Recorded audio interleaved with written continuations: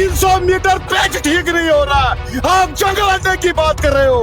अरे हमारे फौज काबिल फौज है, उनके हवाले कर दो, उनके हवाले कर दो, वो हमारे साथ इंसाफ करेंगे। पहले तो हमारा टूरिज्म खत्म हो चुका है, आप उसे भी खत्म करोगे, किस चीज पे हम पलेंगे? हमारे बच्चे पढ़ रहे हैं, हमारे घर में एक्सपेंसेस है, वो कहाँ से आएंगे, कहाँ से आएंगे? मर गए हम, बहुत मर गए हम। कल तक अल्टीमेटम है, कल तक अल्टीमेटम है। मैं खुदकशी से पहला बंदा होगा जो खुद।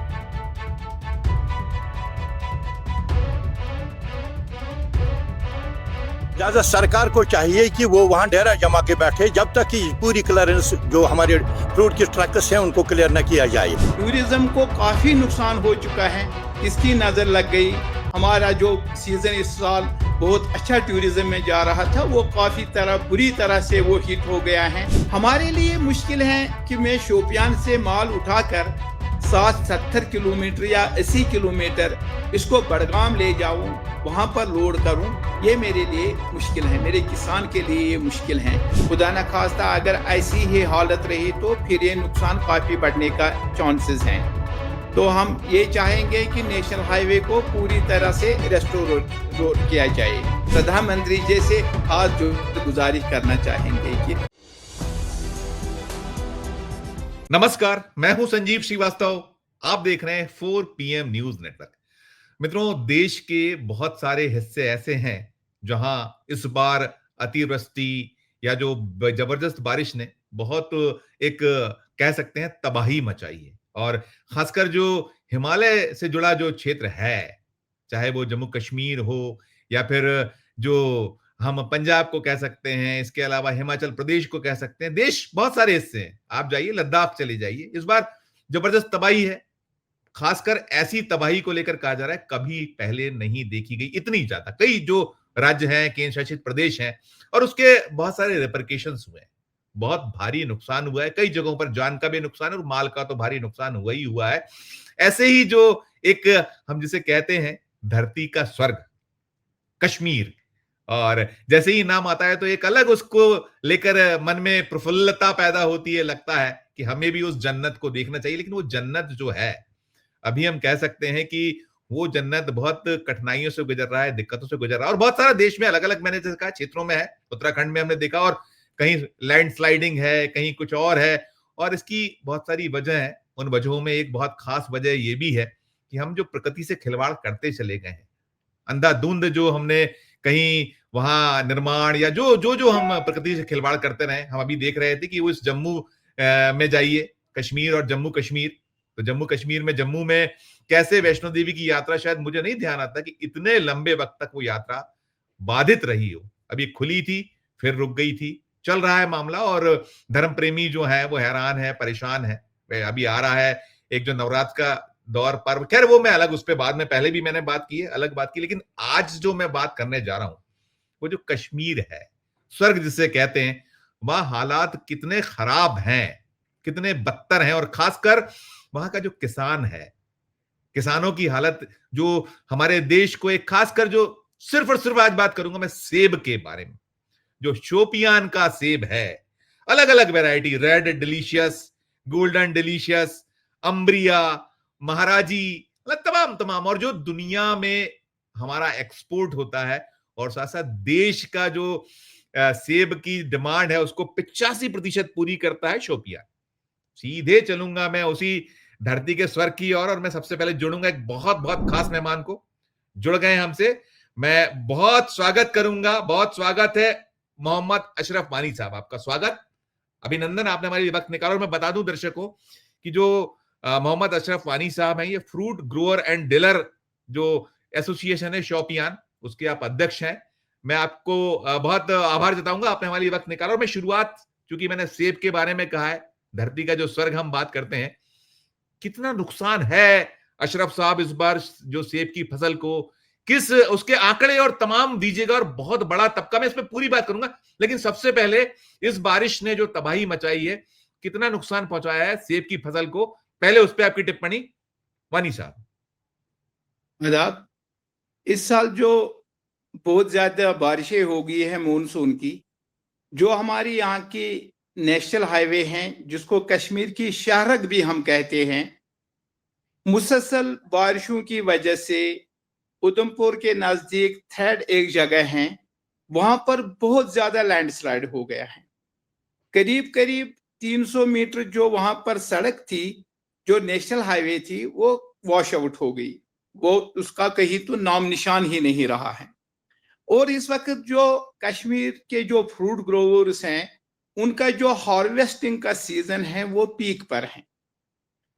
इस वजह से रोजाना जो यहां से इस वक्त 1500 से 2000 गाड़ियां रोजाना के बुनियाद पर यहां से मुल्क के मुख्तलिफ हिस्सों के अंदर जाती हैं। मुसलसल 20 रोज से ये सड़क बंद थी, जिसकी वजह से यहाँ के किसानों को काफी ज्यादा नुकसान उठाना पड़ रहा है। जो हम रफली एस्टिमेट इस वक्त कर रहे हैं, करीब करीब 2000 से 2500 करोड़ का नुकसान अब तक जो कश्मीर के फार्मर्स हैं उनको उठाना पड़ा है। Right sir, right. इसमें मुझे ये भी बताइएगा वानी साहब कि इसमें मुझे जो मैं अध्ययन कर रहा था, जैसे मैंने कुछ वैरायटीज बताई और 55,000 के लगभग परिवार अकेले शोपियान में हैं जो इस पूरे मसले से, और वो उनकी पूरी यही कुछ जो कह लीजिए हॉर्टिकल्चर ही उनका एक जीवन की चर्या है, जीवन का पूरा आधार है। क्या स्थिति है उन परिवारों की, और पूरे अगर हम रीजन की बात करें तो वहां क्या आप कहेंगे कितने लोग प्रभावित हैं इससे? जब हम प्रॉपर शोपियान की बात करेंगे, ये एक तो हम हिल स्टेट हैं ही, हिल स्टेट के अंदर भी ये एक पहाड़ी डिस्ट्रिक्ट है। शोपियान जम्मू कश्मीर के अंदर एक पहाड़ी डिस्ट्रिक्ट है, इसको नाम ही पहाड़ी डिस्ट्रिक्ट से इसको जो इसका डिस्ट्रिक्ट मिला है, पहाड़ी डिस्ट्रिक्ट की वजह से ही मिला है। तो यहाँ पर 55,000 फैमिली ही टोटल हैं इस शोपियान के अंदर। तो 55,000 फैमिलियां जो हैं वो सेब उत्पादन के साथ जुड़े हुए हैं। यहाँ की पूरी जो इकोनॉमी है शोपियान, उसका दारमदार फुली सेब के ऊपर है। यहाँ पर और कोई काम नहीं है, खाली जो हमारा यहाँ मात्र एक ही जो सेब है वही हमारी आमदनी का जरिया है। अगर हम पूरी कश्मीर की बात करेंगे, श्रीनगर को छोड़कर, श्रीनगर के भी मुजाफात जो हैं, निशात हो गया, हरवन हो गया, इसके कुछ एडजस्टेड एरियाज, वहां पर भी सेब है। मगर श्रीनगर को अगर हम छोड़ेंगे तो करीब करीब कश्मीर की 70 से 75% आबादी जो है वो इसी सेब के ऊपर मुनहसिर हैं। सारा जो रोजी रोटी का जो दारमदार है वो इसी के ऊपर है। यहाँ पर तो दो ही सेक्टर हैं, या टूरिज्म है या हॉर्टिकल्चर है। पहलगाम की जो नागहानी हम कहेंगे जो आफत उस वक्त आ गई है, जो हमारे भाई वहां पर जिनको शहीद किया गया है, तो ऑलमोस्ट जो हमारा टूरिज्म था वो तो पहले ही ठप हो चुका है। टूरिज्म को काफी नुकसान हो चुका है। किसकी नजर लग गई? हमारा जो सीजन इस साल बहुत अच्छा टूरिज्म में जा रहा था वो काफी बुरी तरह से वो हिट हो गया है। अब तो सारी नजरें जो थी वो सेब के ऊपर थी। मगर जो नेशनल हाईवे की जो ये हालत हो गई है, इस वजह से जो भी हमारे यहाँ के जो 75% आबादी जो टोटली डिपेंड जो है सेब के ऊपर है, वो बुरी तरह से मुतासिर हो चुके हैं। Right sir. अशरफ सर, मैं दर्शकों को बताऊं, देखिए ये हम जो कहते हैं, हम वो भी देखने जाता है टूरिस्ट की वहां सेब के सुंदर बगीचे, चेरी या और इस तरह के जितने भी वहां जो होते हैं हॉर्टिकल्चर या जो हम फ्रूट्स जो होते हैं, उसको बड़ा हमें देख के प्रफुल्लित होते हैं। मैं दर्शकों आपको दिखाता हूं एक दृश्य। पहले आप ये दृश्य देखिएगा, फिर मैं इस पे करता हूं आगे बात। दृश्य देखिए आप।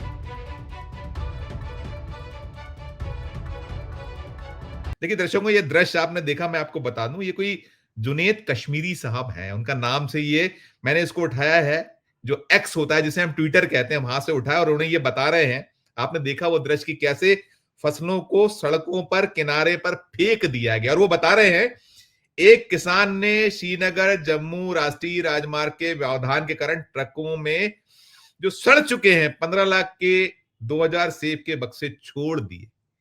ये दृश्य है, बड़ा ये पीड़ा करता है। और हम यहाँ बैठे हैं अलग अलग, मैं मध्य प्रदेश से हूं, देश का दिल कहलाता है, और भी अलग अलग है। हम सेब सभी का एक, और डॉक्टर कहता है कि सेब जरूर खाइए, एक सेब बड़ा आपको सेहत के लिए फायदेमंद है।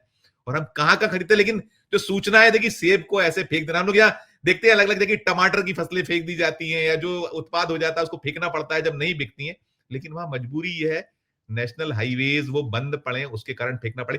कितना ये ऐसे ऐसे दृश्य कितने देख पाए आप? आपको ध्यान आता है अशरफ साहब, आप तो उसके एसोसिएशन के अध्यक्ष हैं, ऐसे दृश्य पहले कभी उत्पन्न हुए? तो कितनी फसल ऐसे फेंकी गई सड़कों पर? इस पर एक नोट आपका। पहली बार जिंदगी में हम भी पहली बार, बहुत बार नेशनल हाईवे बंद रहा, जिसकी वजह से जो हमारी फ्रूट इंडस्ट्रीज हैं वो काफी मुतासिर रही। मगर जो इस वक्त जो सिचुएशन है, ऐसे हालात हमने भी जिंदगी में कभी नहीं देखे हैं कि जो इस वक्त जो दिल दहलाने वाली जो आप पिक्चर्स आ रहे हैं, जब बागवान पूरी साल भर अपनी फैमिली के साथ इस बगीचे में मेहनत करता है, फिर साल की मेहनत उसके जाया हो गई, उसको अब वो फेंकना पड़ रहा है। उसके ऊपर उनके लिए ये सितम ज़रीफी कि खाली उसका सेब ही नहीं गया है, जो उस पर उसने खर्चा किया, बारदाना लगाया, पैकिंग पर पैसा लगाया, पेस्टिसाइड पर दवाया, उस पर पैसा लगा, खाद पर, पूरी जो मेहनत साल भर की उसकी थी वो तो गई। उसके ऊपर जो उसने इन्वेस्ट किया था, जो उसने उस पर पैसा लगाया था, वो भी चला गया। उसके पास कुछ भी नहीं रहा है। ऐसे जो हम दृश्य देख रहे हैं वो दिल को दहलाने वाले दृश्य हम देख रहे हैं इस वक्त, जो चारों तरफ यहाँ ऐसे मनाजिर पेश हो रहे हैं। बिल्कुल वानी साहब, मैं ये मानता हूं कि हम बच्चों के माफिक प्यार करते हैं, हमारे जैसे बच्चे होते हैं जान से प्यारे, ऐसी हमारी फसल भी किसान को जान से प्यारी होती है। ये बताइएगा, आपने कॉस्टिंग की बात की, आपने बताया कि 2000 से 2500 करोड़ का नुकसान हो चुका है। हम छोटे किसान की बात करें, जो छोटा, बहुत छोटा किसान होता है, उसमें शायद आपके यहाँ जो कहलाता है वो कैनाल कहलाता है, शायद कैनोल कहता है ना उसको, जो उसके फसल। तो छोटे किसान, इसमें क्या कॉस्टिंग आई थी और कितना कितना नुकसान एक छोटे किसान से लेकर बड़े किसानों को, कुछ उदाहरण के तौर पे बताइएगा हमारे दर्शकों को प्लीज। देखिए, जब हम 1 केजी जो सेब हैं, जब उसको हम पैदा करते हैं, मंडी तक पहुंचाते पहुंचाते जो हमें उसकी कॉस्टिंग होती है 50 से 60 रुपया उसका हमें खर्चा आता है। उसमें दवाई लगाना, उसमें खाद लगाना, उस पर पानी लगाना, उस पर पैकिंग पर पैसा लगाना, लेबर का पैसा लगाना, तो 50 से 60 रुपया हमें पर केजी खर्चा करना पड़ रहा है। ये सारा खर्चा करने के बाद जब हमारे किसान को हाथ कुछ नहीं लग रहा है, जैसा आप एक कनाल की बात कर रहे थे, तो एक कनाल के अंदर जो हमारा ट्रेडिशनल ऑर्चर्ड्स हैं, कम से कम 200 पेटी, मान लो अगर हम 1000 रुपया भी एक बक्सा बेचेंगे तो 2 लाख का सेब एक कनाल के ऊपर आ रहा था। तो इस वक्त वो सारा हमें फेंकना पड़ रहा है। उस वक्त हमें उसमें कुछ हाथ नहीं लग रहा है। जो हमने एक कनाल के ऊपर 40-50 हजार रुपया या 60 हजार रुपया जो हमने खर्च किया है, वो भी हमें जेब से इस वक्त देना पड़ रहा है। बिल्कुल बिल्कुल। अच्छा ये बताइएगा, आपके यहाँ अब एक तो केंद्र शासित प्रदेश है, अब वो हो गया कि उसके वो दर्जा राज्य का नहीं है। उमर अब्दुल्ला साहब, मैं उनकी चिंता भी देख रहा था, 2-3 दिन पहले उनका एक मैंने एक्स देखा था, ट्वीट देखा था, उस पर वो कह रहे थे कि केंद्र की सरकार यदि नहीं हमारी सड़कों को संधारित कर पा रही है तो हमें दे दे। लेकिन कुल मिला के अब तक आपको जम्मू कश्मीर में जो आपकी सरकार है उससे कुछ राहत मिल पाई है, कुछ हो पाया? क्योंकि एलजी साहब के बारे में होता है कि एलजी साहब सरकार के मुखिया है इस वक्त, क्या है वहां स्थिति, क्या है? राहत, बचाव, या कोई आपको मुआवजा या कुछ इन पे जो मरहम लगे किसानों पर, इस पर एक नोट आपका। एक्चुअली जो सरकार का जो रुख है, अगर हम कहेंगे कि 75 साल अब हमें हमारे मुल्क को आजाद हुए हो गई, मगर आज तक जो ये जम्मू कश्मीर, खासकर कश्मीर वैली जो हैं, आज तक एक रास्ता नहीं बन पा रहे हम। या 20 साल से हमें यह कहा जा रहा है कि मुतबादिल रास्ता, यहाँ पर एक मुतबादिल रास्ता बनाया गया है जिसको मुगल रोड के नाम से जाना जाता है, जो पुंछ राजौरी से होके जम्मू चला जाता है। आज 20 साल हो गए मुगल शाहरा को भी, वो मुतबादिल भी रास्ता भी हमारा कौमी शाहरा नहीं बन सका। और सितम ज़रीफ ही कि 75 साल आजादी के गुजरने के बाद भी आज हम इस बात पर चर्चा कर रहे हैं कि कश्मीर के अंदर जो कश्मीर को जो हाईवे जा रही हैं वो मुकम्मल क्यों नहीं हो रही हैं। हालांकि हम ये नहीं कहेंगे कि गवर्नमेंट ने उस पर काम नहीं किया है, काम तो किया है। जो पिछले हम 5-8 साल से देख रहे हैं, जो मगर इस पर जो हमारी नेशनल हाईवे हैं, इस पर काफी सारे टनल्स बनाए गए हैं, जो काफी बड़ी टनल्स हैं, जो 8-8, 10-10 किलोमीटर की एक टनल है। ये हम नहीं कहेंगे कि गवर्नमेंट ने कुछ नहीं किया, मगर चूंकि ये पता है हमें कि ये पहाड़ों से रास्ता जाता है। जब पहाड़ों की आप देखा होगा, जैसे कि उत्तराखंड वगैरह के अंदर जब वहां पर भी पहाड़ों को काटा गया है, तो उस वक्त इस चीज का शायद ख्याल नहीं रखा गया है कि जब हम पहाड़ काटेंगे तो कहीं जो हम प्रकृति हैं जो है इसके साथ जब हम खिलवाड़ करते हैं तो कहीं हमें वहां से कुछ वापस देखने को मिले। तो उस वक्त शायद उन चीजों का ख्याल नहीं रखा गया है कि पहाड़ों को काटते वक्त की क्या हमारी स्ट्रेटजी क्या होनी चाहिए, क्या हम रोडों के लिए क्या डिजाइन करें जिससे हमारे पहाड़ ना टूटे। मसला है कि जब पहाड़ों को काटा गया है तो इनको तो टूटना ही है, क्योंकि ये वैसे पहाड़ नहीं हैं जो कि बिल्कुल सख्त पहाड़ हैं, मिट्टी वाले पहाड़ हैं। जो ही बारिश गिरे तो ये नीचे आ जाते हैं। इसमें सेंट्रल गवर्नमेंट हम कहेंगे कि इस पर सोचने का विषय है ये। अभी हम जब ये पहलगाम का वाक़ा हो गया तो हम जब हमारा मुल्क एक जंग की कैफियत की तरफ बढ़ रहा था, खुदा न खास्ता अगर उस वक्त 20 या 25 दिन उस टाइम में ये रोड कट जाता तो मैं उन लोगों से जो हुकूमत के अंदर उनसे पूछना चाहता हूं तो हमारी हालत उस वक्त क्या होती। बहुत आप सही सही फरमा रहे हैं, नहीं, मैंने आपसे पूछा वानी साहब कि कुछ राज्य स्तर पर कुछ राहत, कुछ कुछ मुआवजा कुछ हो पाया? ये जो इतने छोटे किसान, मझोले किसान, बड़े तो कुछ उबर जाएंगे लेकिन छोटे कुछ मिल पाया राज्य स्तर पर? पहले बताइएगा। एक्चुअली जो हमारा कश्मीर है, यहाँ पर कोई बड़ा किसान नहीं है, सारे छोटे किसान हैं। ज्यादा से ज्यादा किसी के पास 1 एकड़, 1.5 एकड़, आधा एकड़, यही यहाँ का किसान है। यहाँ पर कोई लैंडलॉर्ड्स नहीं है, यहाँ तो छोटे छोटे हमारे किसान हैं। तो अभी तक चाहे राज्य सरकार की तरफ या केंद्र सरकार की तरफ, दोनों की तरफ से अभी तक और इस वक्त तक कोई कंपनसेशन या इस किस्म की कोई जो लॉसेस जो हुए हैं उसकी असेसमेंट अभी तक जमीन पर कुछ भी नहीं देखा गया। राइट। अभी केंद्रीय कृषि मंत्री जो हमारे मध्य प्रदेश से आते हैं, जो मैंने कहा देश का दिल मध्य प्रदेश, वो किसान पुत्र कहते हैं अपने आप को, है किसान वो कहलाते हैं, शिवराज सिंह चौहान। उन्होंने तो भी दौरा किया था, उन्होंने देखा था शायद, क्या उनके दौरे के समय क्या था, उस समय क्या बर्बादी का मंजर था और कुछ क्या उनकी तरफ से नहीं कुछ हुआ अब तक? एक्चुअली जब शिवराज सिंह चौहान जी जब कश्मीर आए थे उस टाइम ये हालत नहीं थी।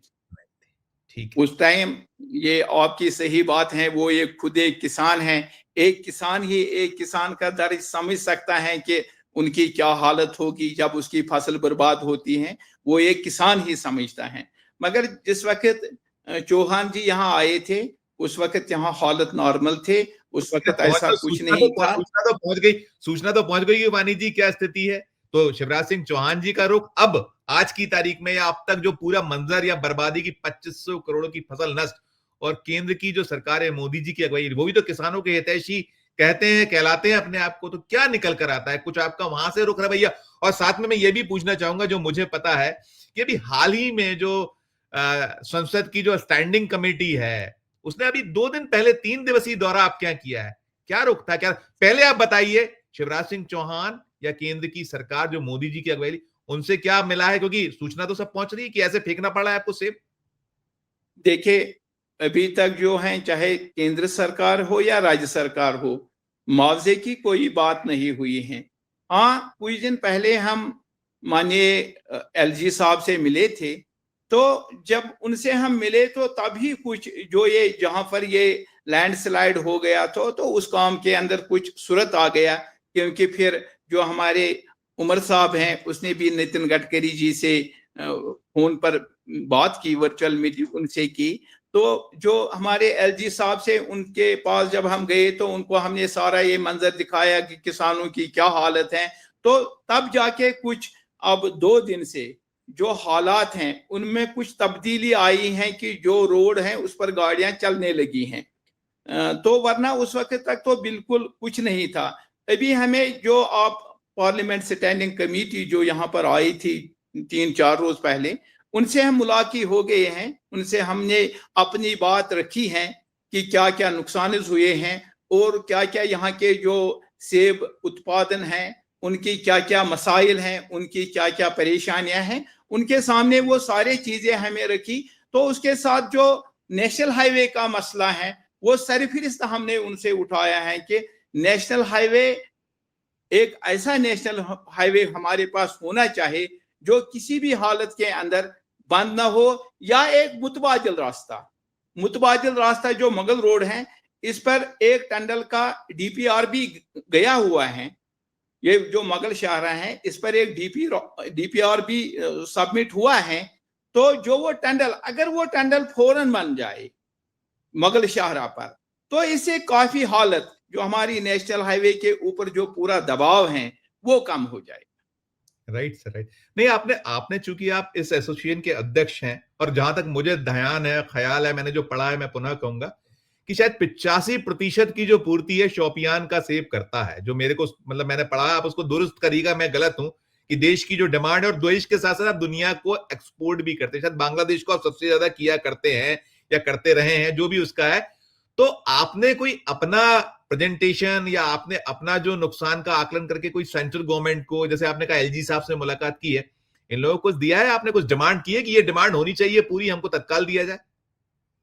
बिल्कुल बिल्कुल, हमने एलजी के साहब के पास वो डिमांड रखी है कि जो हमारे फ्रूट ग्रोवर्स हैं ऐसी कमेटियां जमीन पर बनाई जाए, जो यहाँ पर नुकसान हुआ है उसका तखमीना लगाकर, ताकि जो हमारे यहाँ के जो ग्रोवर हैं उनको मुआवजा मिलना चाहिए। वो हमने रखा है उनके सामने, वो बात हमने रखी है। मैं एक चीज और कहूंगा वानी साहब की 55,000 परिवार आपने कहा सभी इस पे आश्रित हैं और सब छोटे हैं, तो कर्ज लेते हैं उनके ऊपर अलग अलग, क्योंकि देखिए कई लोगों को नहीं मिलता है वो उन इंस्टीट्यूशन से जहां ब्याज की दर कम है, आपको कई बार बाहर के लोगों से लेना पड़ता है। उनके पास क्या स्थिति पैदा हो गई? कईयों के पास तो भूखों मरने की नौबत होगी, अपनी जमीन या उनका जो हम कहते हैं कैनॉल है उसको बेचने जैसे हालात पैदा होंगे। क्या स्थिति है उसकी लेकर? वो मंजर भी मैं हमारे चैनल के माध्यम से देश तक पहुंचे, बताइएगा उसके बारे में।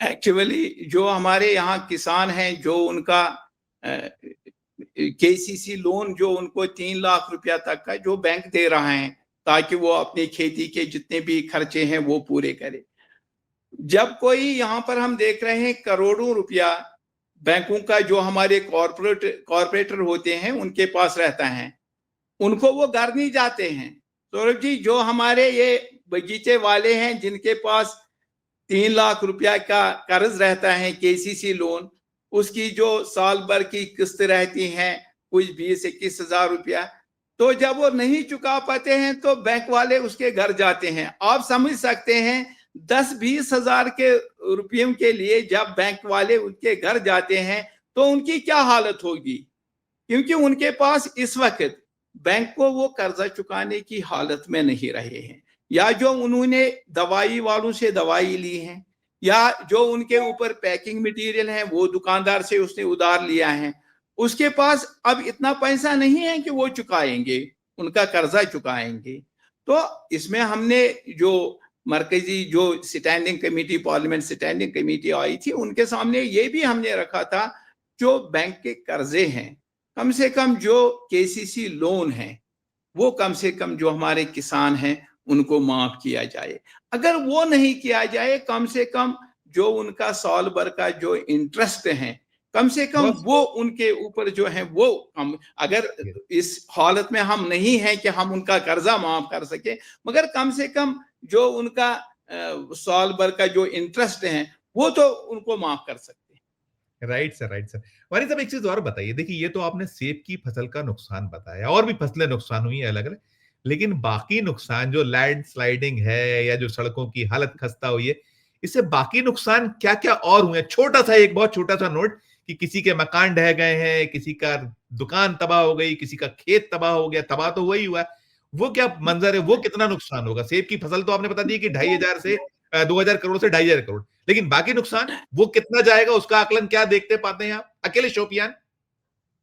देखिए, ये जो यहाँ पे बारिशें इतना ज़्यादा नहीं हुई हैं शोपियान के अंदर हम बात करें, क्योंकि ज़्यादा जो बारिशें हुई हैं वो जम्मू रीजन में हुई हैं। ये जो हमारा निचला एरिया है, जो पैडी लैंड हमारी हैं अनंतनाग में, पुलवामा में, वहाँ पानी भरने से उनकी जो पैडी लैंड है वो इस वक्त तैयार था, उनका जो राइस था वो तैयार था, वो शाली वो सारी खराब हो गई हैं। शोपियान के अंदर हमारे पास ज़्यादा बारिशें हम कहेंगे कि इसके अलावा हमारे घर बह गए वो ये नहीं। जम्मू डिवीजन हमारे जो लोग हैं जम्मू डिवीजन के अंदर, वहाँ पर लैंड स्लाइडिंग, जैसे अभी आप कह रहे थे कि माता वैष्णो देवी के स्थापन की ओर जो यात्रा जा रही थी, वहाँ पर वो क्लैप हो गया, वहाँ पर बहुत सारी जानें चली गई जिनका हमें दुख भी है।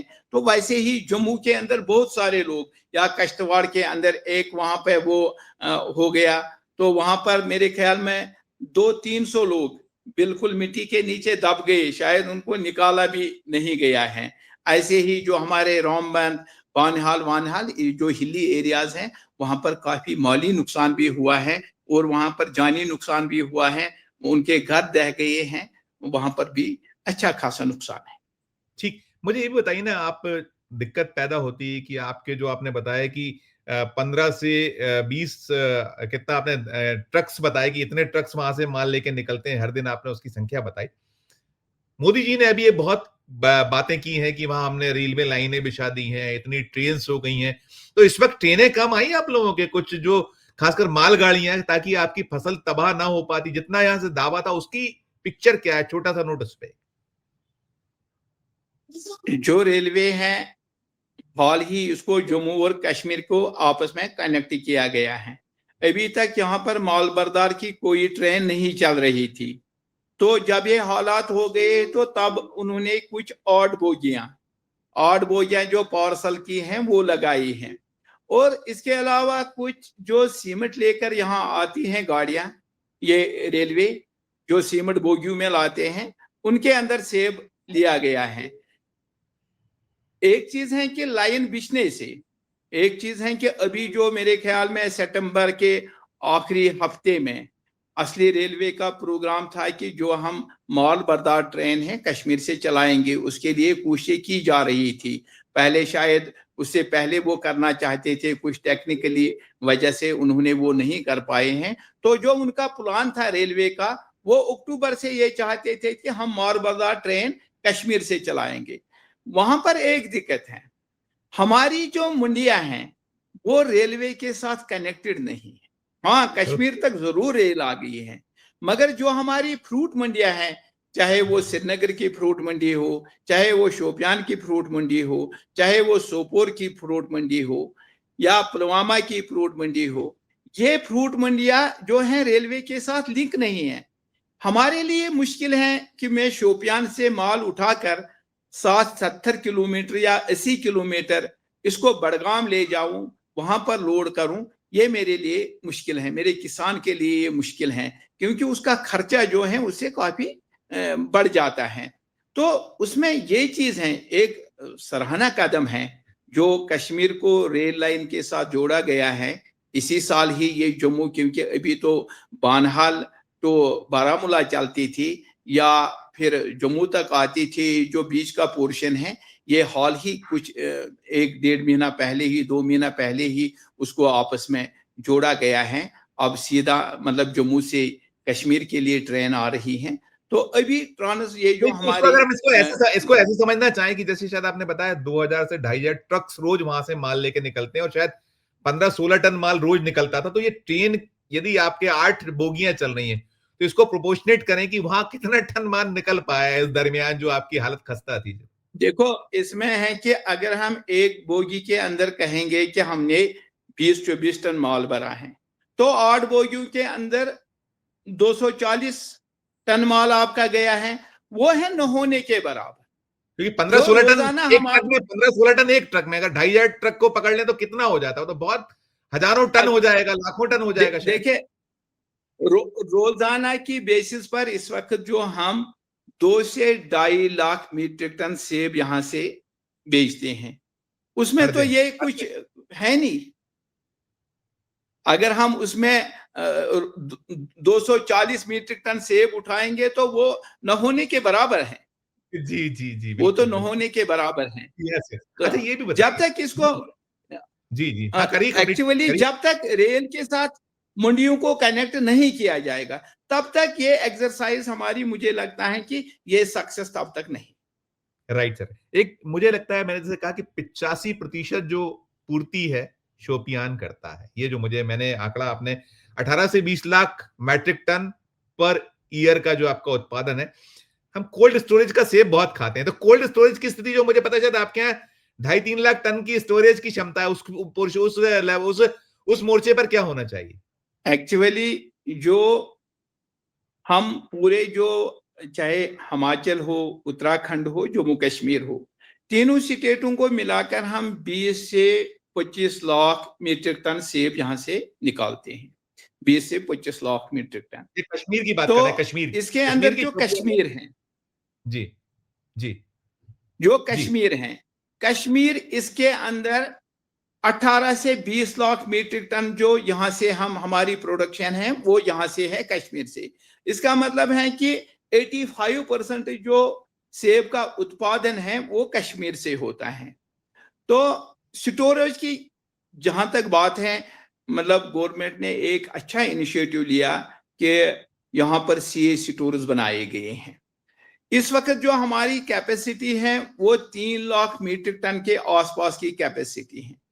कम से कम हम चाहेंगे कि इस कैपेसिटी को कम से कम 10 लाख मीट्रिक टन तक जब तक नहीं लिया जाएगा, तब तक ये सक्सेस नहीं है। उसके अंदर एक चीज हमारी और भी है कि ये जो सीए स्टोर्स है, हमने कई बार और कई प्लेटफॉर्म्स पर ये बात रखी थी कि सोसाइटीज, अगर जैसे कि हम यूरोप के अंदर देखते हैं, केंद्रीय सहकारिता मंत्री हमारे अमित शाह साहब हैं, वो तो इस मामले में बहुत कहीं उनको होना चाहिए उस पोर्शन पर। उनके पास गृह भी है, दोनों है।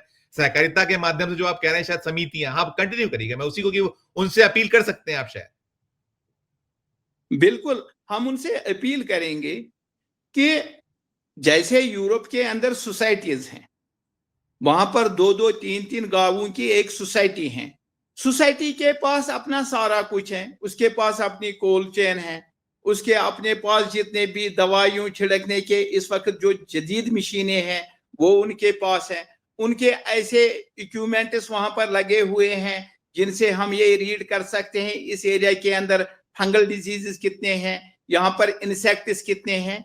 तो उस तरफ ये एक हम कहेंगे कि मरकजी सरकार ने जो ये सीए स्टोर का जो यहाँ पर जो ये एक इनिशिएटिव लिया गया है, ये काबिल तारीफ है, क्योंकि जहां पर गवर्नमेंट ने अच्छा काम किया होगा तो वहां पर हमें उनको क्रेडिट भी देना चाहिए कि ये जो सीए स्टोर्स अगर यहाँ आज ना होते, मैं ये कहूंगा कि अगर ये सीए स्टोर्स आज यहाँ नहीं होते तो फिर ये लॉस 200-250 करोड़ का नहीं, तो ये लॉस बहुत ज्यादा हुआ होता। मैं ये पूछना चाह रहा था, आपने भी कहा 200 से 250 करोड़ का नुकसान, शायद मुझे शुरू में आपने कहा था 2000 करोड़ से 2500 करोड़ नुकसान, तो नुकसान शायद 2500 करोड़ के आसपास है, 2 से 2500 करोड़। वही 2 से 2500 करोड़ का ही। हाँ, हाँ। मैं आपसे एक सवाल ये जानना चाहूंगा, एक बहुत महत्वपूर्ण सवाल मेरा ये बनता है कि क्या चाहेंगे आप, सरकार को क्या तत्काल करना चाहिए? इस पे आप छोटा सा नोट एक मुझे दीजिएगा, जो आपकी डिमांड्स रही है, क्या चाहते हैं आप? एक तो हम चाहते हैं कि जो ये नेशनल हाईवे हैं इसको जल्द से जल्द ठीक किया जाए, क्योंकि अभी जो हमारा सेब का सीजन है, अभी बहुत लंबा सीजन है हमारे पास। खुदा न खास्ता अगर ऐसी ही हालत रही तो फिर ये नुकसान काफी बढ़ने का चांसेस हैं। तो हम ये चाहेंगे कि नेशनल हाईवे को पूरी तरह से रेस्टोर किया जाए। युद्ध स्तर हेलो, पर, युद्ध स्तर, युद्ध स्तर पर, युद्ध स्तर पर। हाँ बिल्कुल उनको युद्ध स्तर पर इसको ठीक करें।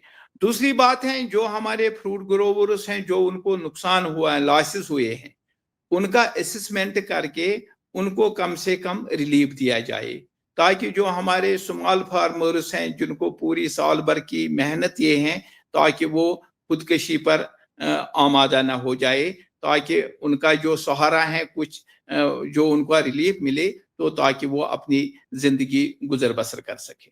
या जो हमारा एक और डिमांड है, जो उनके बैंक के जो कर्जे हैं, अगर गवर्नमेंट वो कर्जे माफ नहीं कर सकते हैं, कम से कम जो उनका इंटरेस्ट है 1 साल का, कम से कम वो माफ किया जाए। बिल्कुल, बिल्कुल, बिल्कुल, बिल्कुल। ये बचाना बहुत ज़रूरी है, नहीं बचा तो दिक्कत आएगी। और मैं आखिरी में आपसे सवाल करूँगा कि जितनी तबाही हुई है, क्योंकि हम लोग तो आपके जो भेजे हुए हैं बहुत लाजवाब और एक बहुत ही स्वादिष्ट जो होता है, एक बहुत रसीला सेब हम खाते हैं और वो बड़ा आनंद आता है। रिपरकेशंस क्या होंगे? जो हम लोगों तक सेब क्या भाव मिलने वाला है आगे? अगर हम दूरगामी परिणाम इसके देखें, और जो विदेशी हम खाते हैं, विदेशी में वो मजा नहीं। वॉशिंगटन का सेब और अलग-अलग देशों के सेब हमारे पास आते हैं। क्या रिपरकेशंस होंगे अब? इसके एक अंतिम नोट आपका छोटा-सा। पहले तो मैं आपसे ये कहना चाहूंगा कि जो दुनिया के अंदर जितना भी सेब की प्रोडक्शन है, भले हम दुनिया के अंदर चौथे नंबर पर, पहले नंबर पर चाइना है जो 4 करोड़ 75 लाख मीट्रिक टन सेब उत्पादन जिनका है। उसके बाद यूएसए जिनका 50 से 51 लाख मीट्रिक टन उनका है। उसके बाद हमारा तुर्की है जिनका 40 से 45 लाख मीट्रिक टन है। उसके बाद कश्मीर जो 20 से हिमाचल मिला के, हिमाचल उत्तराखंड मिला के 20 से 25 लाख मीट्रिक टन का।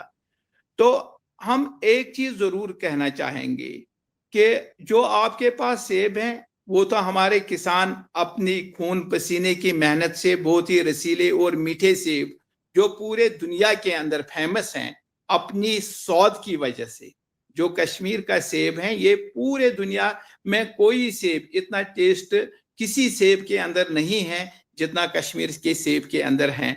तो हमें लगता है कि आने वाले दिनों में जैसे मार्केट रहा, इस साल फसल भी काफी अच्छी थी, तो हमें लगता है कि 100 रुपया के आसपास ये सेब आपको मार्केट के अंदर मिलेगा अभी सीजन के अंदर। तो आगे जाकर हम यही रखेंगे उम्मीद कि इसका मार्केट बढ़ जाए। तो एक गुजारिश है इसके साथ रिलेटेड, हमारी पड़ोस में ईरान है जो 20 से 25 लाख मीट्रिक टन उनकी भी प्रोडक्शन है, और उनका जो हमारे अफगान भाई हैं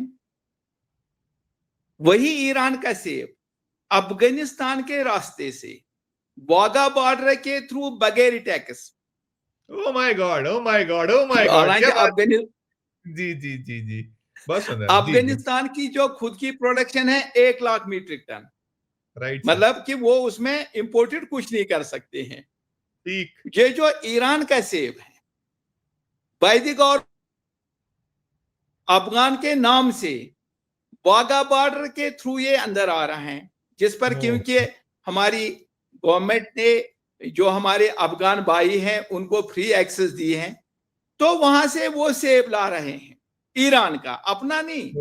अफगानिस्तान का सेब वो नहीं होता है, अफगानिस्तान की लेबल लगाकर उस सेब को दिल्ली के मंडी के या जो हमारे पंजाब वगैरह के मंडीज हैं इनके अंदर लाया जाता है। रोजाना 100 कंटेनर, 200 कंटेनर।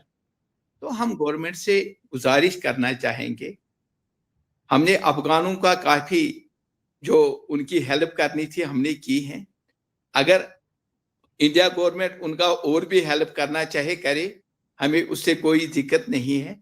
मगर जो हमारे कॉमर्स मिनिस्टर हैं या जो हमारे गृह मंत्री हैं या डायरेक्ट हम प्रधानमंत्री जैसे हाथ जोड़ गुजारिश करना चाहेंगे कि प्लीज ये जो ईरान का सेब वया Afghanistan, by the government of Afghanistan Wagah border के थ्रू आ रहा है, इस पर टैक्स लगाया जाए।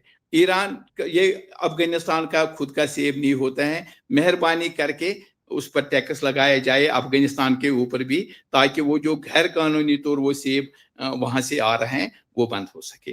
दूसरे हमारे जो किसान हैं, चाहे तीनों स्टेट, हमारे तीनों स्टेट, इस पर हमसे कई सालों से हम ये लड़ाई लड़ रहे हैं, चाहे वो हमारे तीनों हिल स्टेट्स का एक फोरम है, तो हम तीनों स्टेट्स के लोग लड़ रहे हैं इसके लिए कि ये जो अफगानिस्तान के नाम पर ईरान का जो सेब आ रहा है उसको यहाँ मत आने दीजिए। हाँ आए तो फिर टैक्स लगे, उस पर बहुत अच्छी ड्यूटी बात लगे बाकायदा, जैसे बात।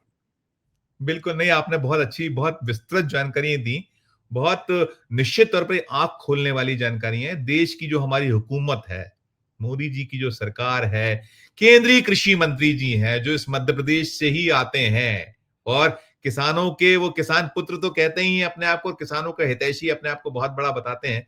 तो निश्चित तौर पर ये आपकी जो आपने जानकारी दी, हालांकि मालूम होगा देश की हुकूमत को, जो आपकी बाकी हुकूमतों को, लेकिन फिर भी आपने, चूंकि अभी हम जो सेब इंडस्ट्री है, जो आपका किसान है बहुत बदतर स्थिति में है और जिसे हम जन्नत कहते हैं या जिसे हम स्वर्ग कहते हैं, वो नारकीय स्थिति में है। वो कहना थोड़ा खराब लगता है क्योंकि हमारे लिए तो जन्नत ही जन्नत दिखता है।